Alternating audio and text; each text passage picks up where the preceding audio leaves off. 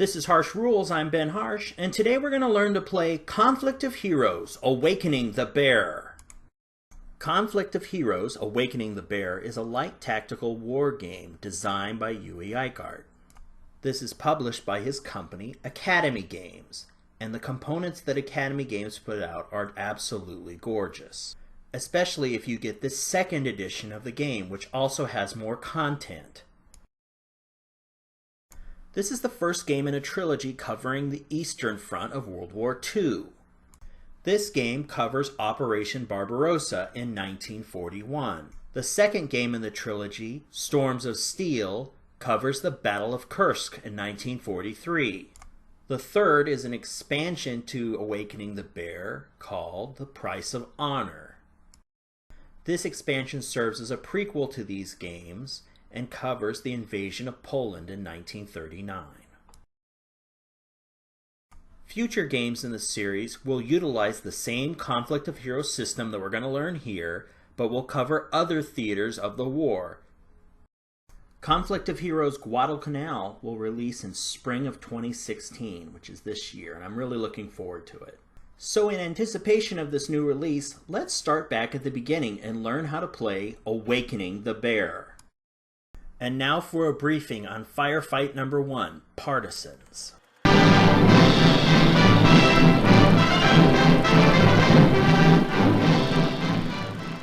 World War II, the Eastern Front. In the countryside outside of Kiev, remnants of cut-off Soviet infantry units scattered after the fall of Kiev have begun partisan activities. The Soviet partisans have located a main supply route for the Germans. Their plan: mine the road and ambush the next convoy, destroy as many trucks as possible, and then melt away to the east. However, the partisans operating near Perluki have been tracked by a group of soldiers from the German 161st Infantry Division sent to clean up the area. Worse for the Soviets, a detached squad of SS trackers are trailing a group of arriving partisan reinforcements from the east. Who will survive this epic confrontation? The Russians or the Germans? Firefight Number 1, Partisans, starring the German Wehrmacht and the Russian partisans. Rifle units and light machine gunners. Special guest star the Pioneer Squad as the SS Trackers. The training version in this firefight cannot use their flamethrower or smoke abilities. Conflict of Heroes, Awakening the Bear, 1941, Operation Barbarossa. Alright people, get your bits together. It's time to set up Conflict of Heroes, Awakening the Bear. The first firefight, Partisans. In step 1, you're going to set up Game Board Number 1. In step number 2, you're going to distribute a player track sheet to each player. In step 3, you're going to collect the scenario units for partisans. Let's pause and look at the components we have on the board so far. The player track sheet helps you monitor 4 pieces of key information about your army: the game round, the victory points, the command action points, and the unit action points you have at your disposal. Firefight Number 1, Partisans, has 5 game rounds. Whichever side controls the road crossing at the end of each round earns a victory point. You can also earn a victory point for each enemy unit that you've eliminated. At the end of round 5, whoever has the most victory points wins. Command action points, or CAPs, are a pool that is awarded to you at the beginning of each round. Basically, this is a modifier pool that allows you to change the result of dice or supplement your unit action points, among other things. When you activate a unit, you use the Unit Action Points track to monitor the amount of points you've spent. Most units start with a default action point amount of 7. As you can see from this example here, every time you fire or move, you expend action points. When you run out of action points, you flip your unit over and it becomes spent until the next round when you can reactivate it. If you want to use a particular unit longer, you can supplement its action points with command action points, but you only have a certain number of those per round. Now let's take a look at a unit and see how we would spend our 7 action points. The number on the upper left is the unit cost to fire. All units are divided into 2 categories and are color-coded as such. The first category is soft, and they're color-coded red, so that would be your soldiers. The blue category is armor, so that would be your vehicle. For example, the German Rifle Company on the left, you see their stats are mostly red. The Panzer IV on the right stats are mostly blue. Here's a quick overview of a round and how the expenditure of these points work. A Conflict of Heroes game is played kind of like a speed chess game. In this example, the German player would take an action and pass it to the Russian player. The Russian would take their action and pass it back to the German, and so on. With each turn, the player ticks off the appropriate number of action points to make their move. Once an activated unit runs out of action points, they're flipped over to the spent side, and the player will then activate their next unit and continue back and forth until both sides agree to pass, or both players run out of action and command points. At that time, the round is over. Now let's talk a little bit about a unit's offense and defensive capabilities. The stat in the bottom middle of the unit tile is the range. This is the number of hexes a unit can attack to. In this example, our German rifle squad has a range of 5. A unit can only fire from its front 3 hexes, and this is the arc of fire. Now if we trace our arc of fire from the shortest range to the farthest range, you'll see at 1 hex out, or adjacent, there's a +3 firepower modifier. The next expansive range extends out to 5 hexes, and that's your normal range. Extending your range out to twice this length is long range, but that has a -2 firepower modifier. Beyond that, you're out of range. Now let's take a look at the 2 stats on the lower left-hand side of the marker. The upper stat, the red stat, is the soft target firepower. If the German rifle squad attacks another squad or soft target, they get a +2 modifier to their attack. The blue stat below this is the armored target firepower. The rifle squad does not have any bonus against armored targets. Now let's look at the green and white arrow. That's the forward-facing marker. This is the direction your unit is facing, and it's very important. Let's put all our pieces together and I'll show you why. Any incoming fire that hits our unit that's coming from the front 3 hexes is front fire. Any fire that hits through the back 3 hexes is flank fire. If an enemy takes a shot at our unit from the front, they will roll 2 dice and try to meet or beat our front defense, which is 12. If they shoot at our flank, they only have to meet or beat an 11. Our enemy unit may also have a modifier just like us. So since we're a soft target, they would get to modify their dice roll by adding 2. Now, this is the entire equation for the Conflict of Heroes battle system.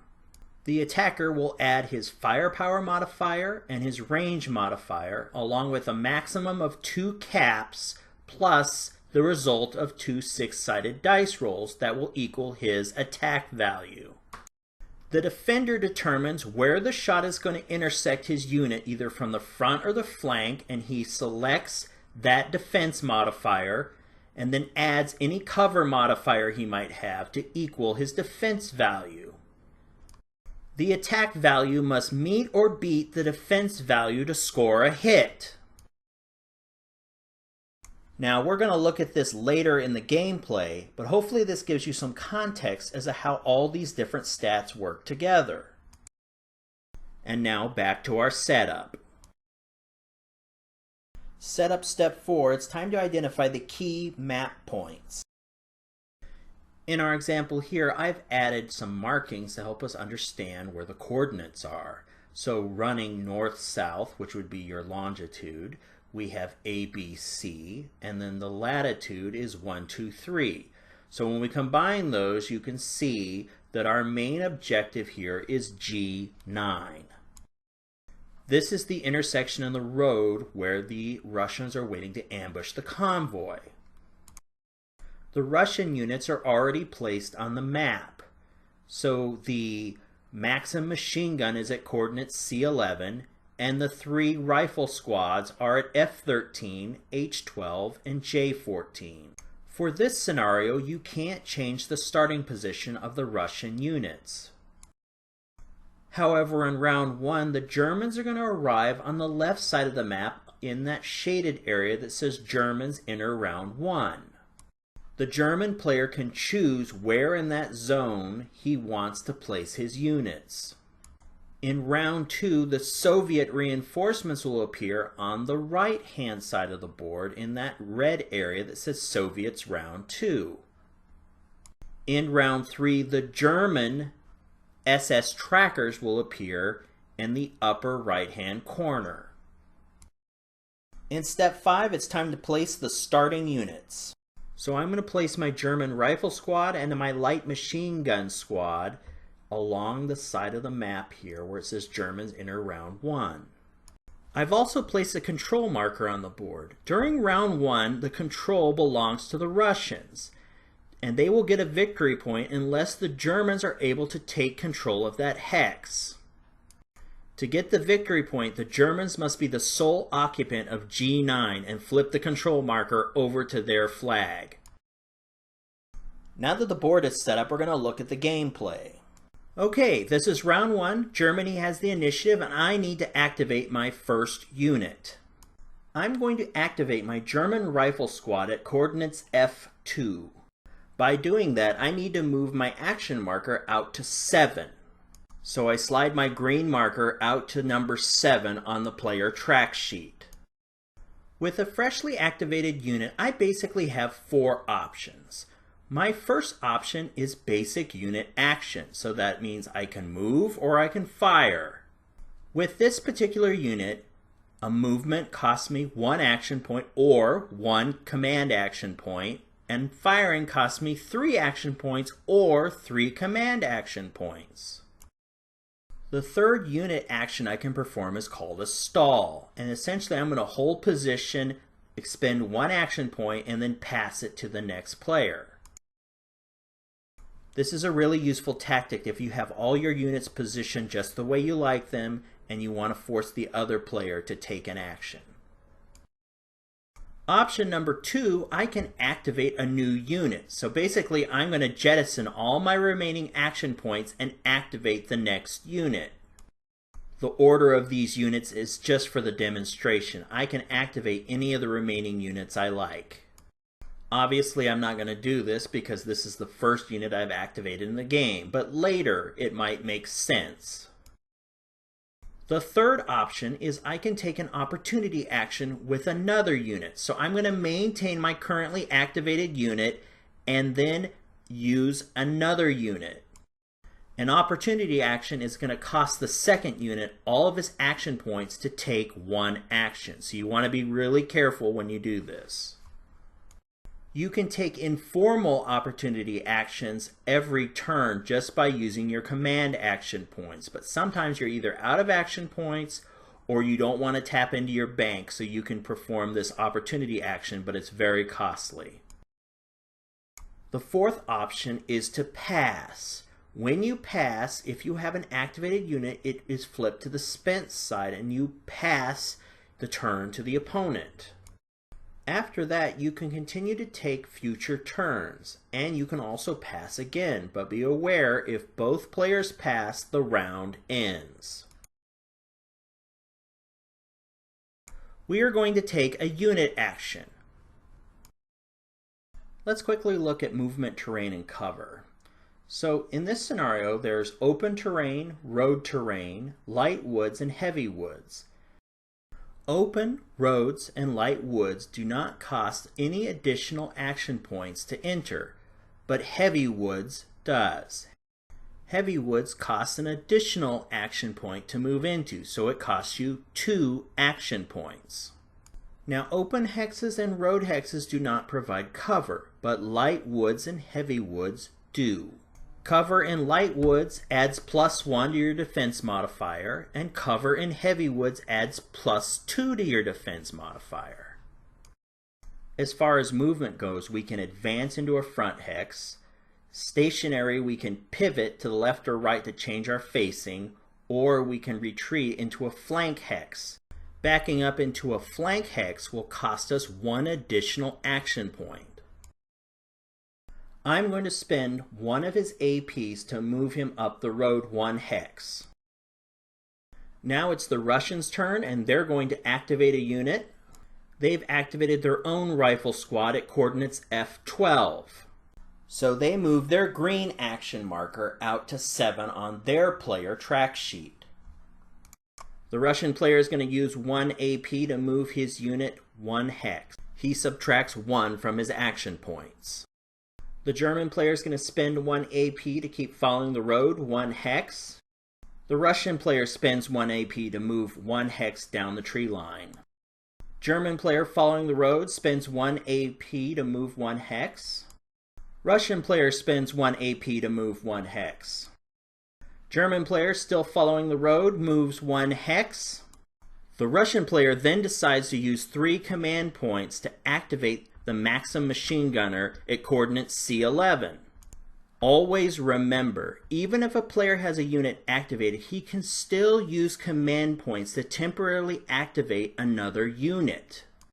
The Russian player could have also taken an opportunity action with that Maxim machine gunner, but it would have used all his action points for that unit to shoot once. It makes more sense for the Russian player to tap into his command action point bank to have that unit shoot once. When he's done with the other unit, he can then still activate the Maxim machine gunner. This game is all about optimizing your units and their available points, as well as your command action point bank. The line of sight is clear. There is nothing blocking the path of the bullet to the target. The Russian machine gunner's shot intercepts the German rifle squad through a front hex. Alright, let's work this through the battle system and see if there's a hit. This is the Conflict of Heroes battle system. The Russian is the attacker, and the German is the defender in this scenario. First, let's look at the defender. So we know that the defender has been hit through a front hex, so we circle that, and we check our tile. So the front defense value is 12. We are on the road, so we have no cover, so there's no defense modifier there. So our total defense value is 12. Okay, now let's look at the attacker. The attacker has a firepower modifier of +3. They are within normal range, so we do not need to adjust the range.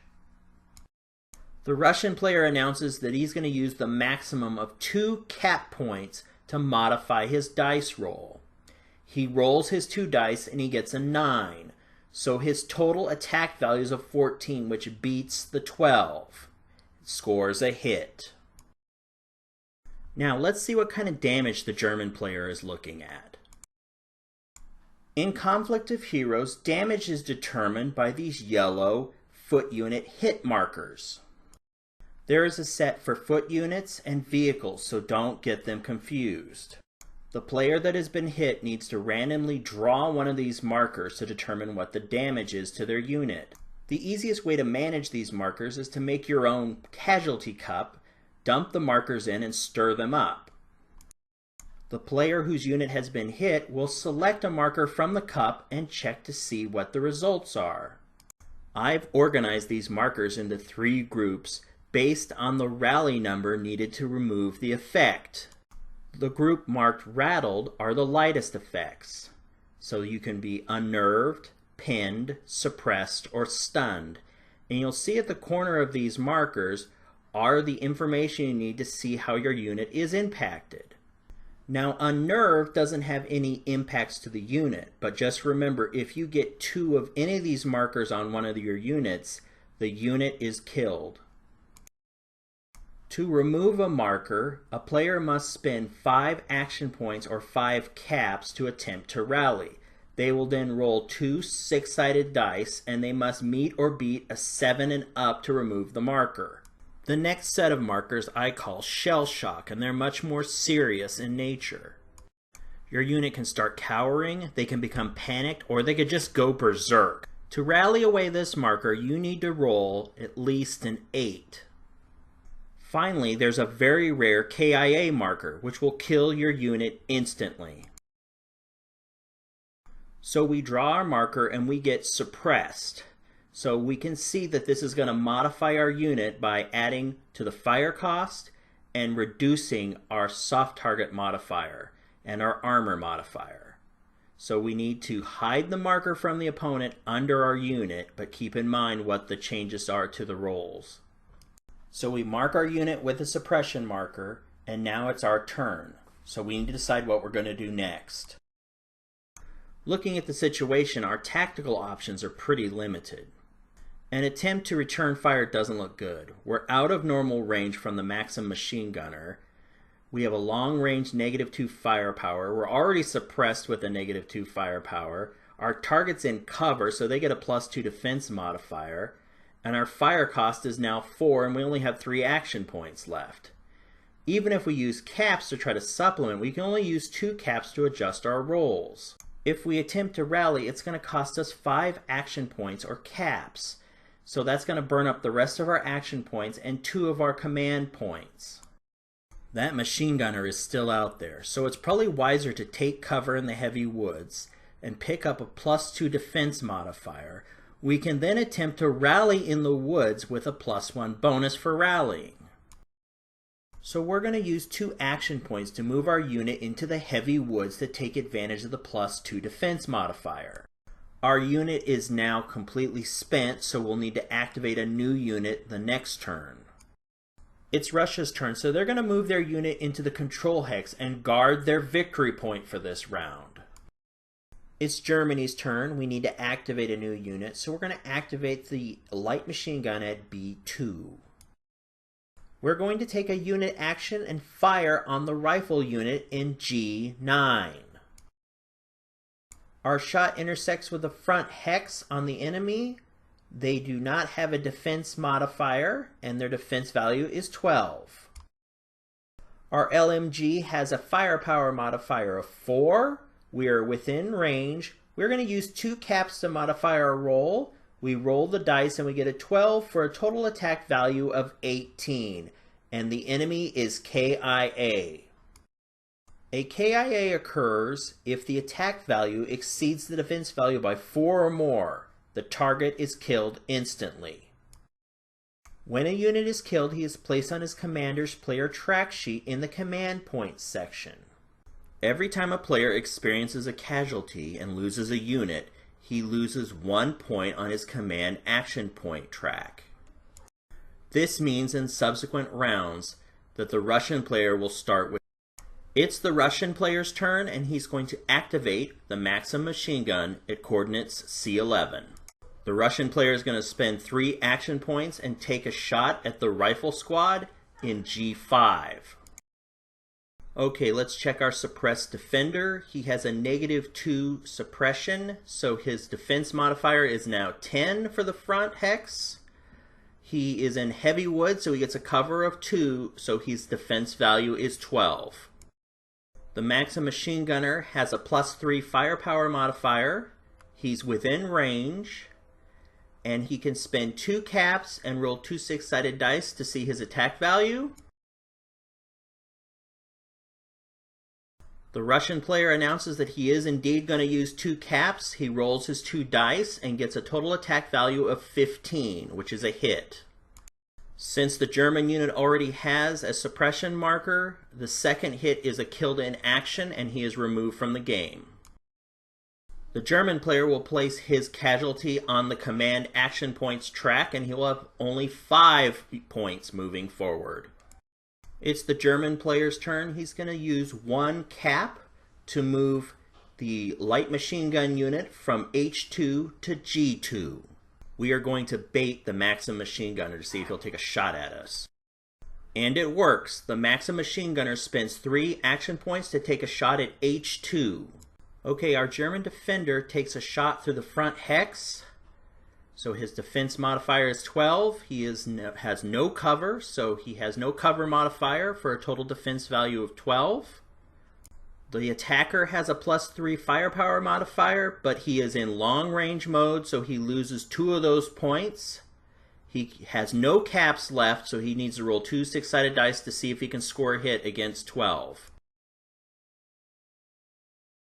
He rolls the 2 6-sided dice and gets a total of 8 for an attack value of 9, and he misses the target.